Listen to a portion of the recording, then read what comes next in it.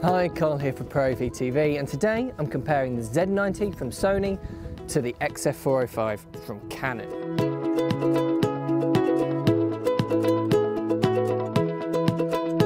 So let's start by comparing both cameras physically a little bit. I mean, it's hard to deny that the Canon is that little bit bigger and a little bit chunkier. It weighs 1.6 kilos to the 1.4 on the Sony. So it's about 200 grams difference. Not a big deal, but it is there. It's also slightly more power hungry. So the batteries that come with each camera are going to last you 140 minutes on the Sony and 125 minutes on the Canon. Again, it's only 15 minutes, both a very good battery life. I don't think it's a big issue. It's hard to see a situation, for example, where you're going to end up choosing the Z90 versus the 405 based on 200 grams and 50 minutes more. I think for the most part, they're both small cameras. They've got very similar features like XLR ports, SDI ports, good sound controls, that sort of thing. For the most part, very similar cameras physically.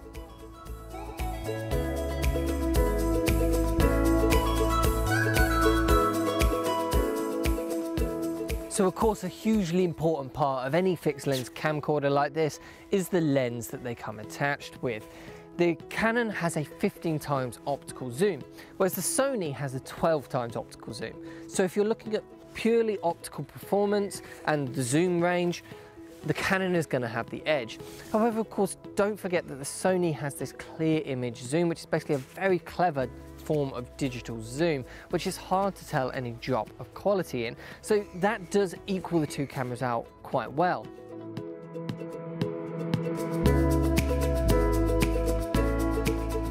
So let's start off with a wide shot from each camera. You can see here as we cut between them that the Canon is slightly wider than the Sony at that wide end of the lens.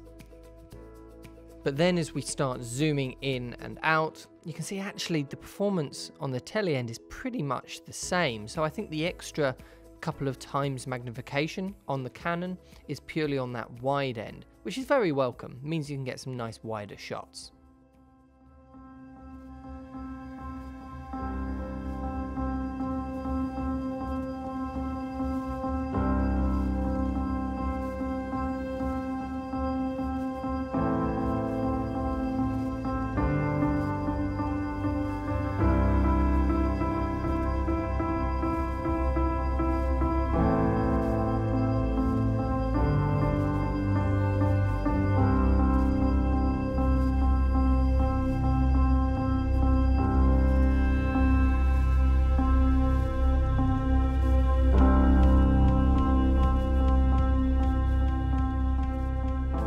Both cameras could be considered very similar in terms of the quality that they can record.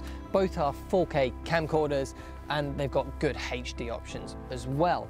If we go in slightly more detail with that, there's actually some quite interesting differences. The Z90 can do 100 megabits a second in 4K, 25 frames a second at 8-bit. So you don't get 50p recording in 4K on the Z90, whereas you do on the Canon. You can get 25 or 50 frames a second 4K, again in 8-bit, but up at 150 megabits a second. So you get slightly more data rate for slightly more quality in the 4K recording on the Canon. However, it's a different story when you look at the 1080p. The 1080p on this is bog standard 50 megabits a second long op recording, and that's actually in 10-bit as well. So most people would look at that and think, fantastic, that's great for broadcast. 50 megabits a second and 10-bit, massive tick box in HD. On the Canon, you can go up to 35 megabits a second and in 8-bit. Now, this is still broadcastable. If you look in depth at the EBU specifications for what's broadcastable and what isn't, they do actually define HD production using a variable long op codec, which is what this uses, as the minimum data rate as 35. So it does still meet that. I would of course check with your clients, check with your broadcasters before assuming that they'll take the footage from it, but I don't really see any reason that they shouldn't. But it's very interesting to me that the Canon has the edge in 4K, whereas the Sony slightly has the edge in 1080p. So they've both got different strengths and weaknesses.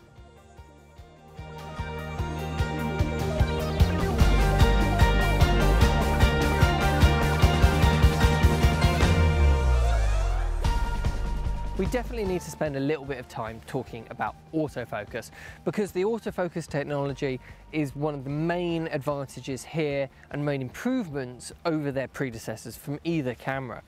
Canon have had their dual pixel autofocus technology for a while. It's fantastic. Most of us know that have used their cinema lineup or their DSLRs or pretty much any recent Canon camera. The autofocus performance on this one is no different. It's very reliable, very easy to control. Sony were definitely playing catch up, but I think that the autofocus system, the hybrid AF that they've developed for the Z90 is fantastic. They've definitely nailed it. It seems really reliable, really professional, and very, very fast. Both are controlled via touchscreen. However, I do think that this is where the Canon has the slight edge. The touchscreen on the XF405 is a lot easier and simpler to control than the one on the Z90, particularly when you're running around, particularly if you've got cold hands, anything like that. It's just a lot more responsive.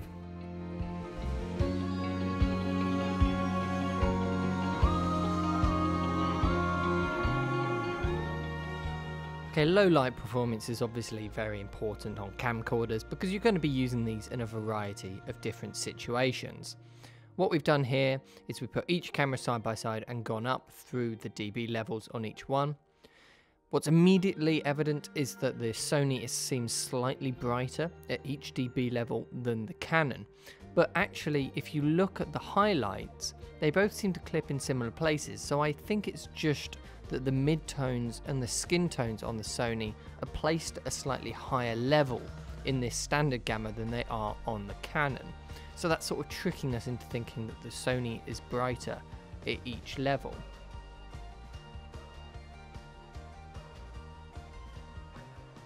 Here we've picked out shots which we think are at similar brightness levels in terms of skin tones, which shows that you have to be with a higher dB level on the Canon than you would have on the Sony in order to get the similar results for skins for something like an interview or a shot of a person.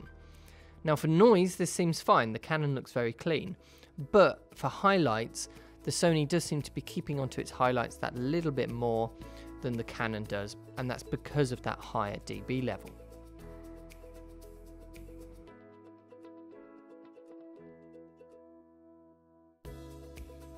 And now we've picked two shots that are similar in terms of noise levels. And here, for example, you can see that we're at 9 dB on the Sony, whereas we're up at 21 dB on the Canon, and both look great. I mean, the Canon is surprisingly clean for such a high gain level.